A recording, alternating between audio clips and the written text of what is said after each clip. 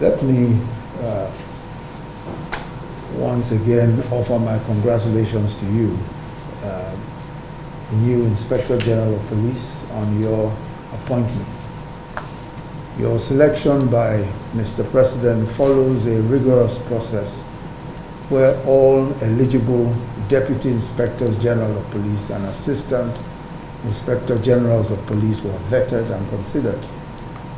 The President then appointed you as the most senior, qualified, and eligible officer.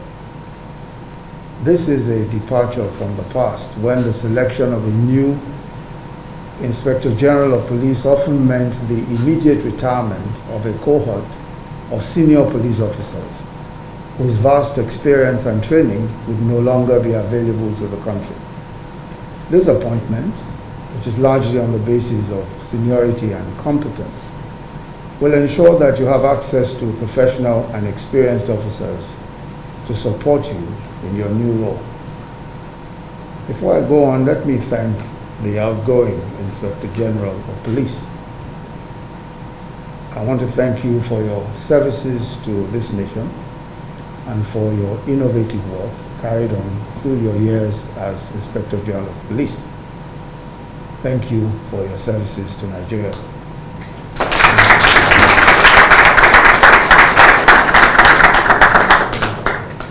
IG, you are assuming office at a very turbulent time in the life of our country. There are multiple threats to law, order, and public safety. The role of law enforcement, and in particular that of the police force, as primary agency charged with maintaining law and order, has never been more important. The police is our institution of first resort, the first line of defense against crime and anarchy, and the first sign of the strength of the state.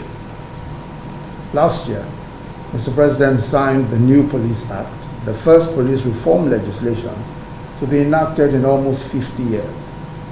The Act is the centerpiece of our commitment to reinventing the police as an institution that we can all be proud of. It articulates this administration's vision of a modern, competent police force as an institution committed to the preservation of human rights and human dignity and protection of the public against all criminal threats. The challenges before you are indeed onerous and will test your mettle. The organization you are leading is one that is itself facing several challenges. Your officers work still in extremely difficult conditions, and some face the threat of physical harm by terrorists and hostile non-state actors while in the line of duty. Very frequently, they have lived up to expectations. But there is no question at all that there is a lot that needs to be done. There is a lot of work that needs to be done. Under your leadership, the police must now rebuild, in some ways also, the broken bridges of trust with the public and regain the confidence of the citizenry.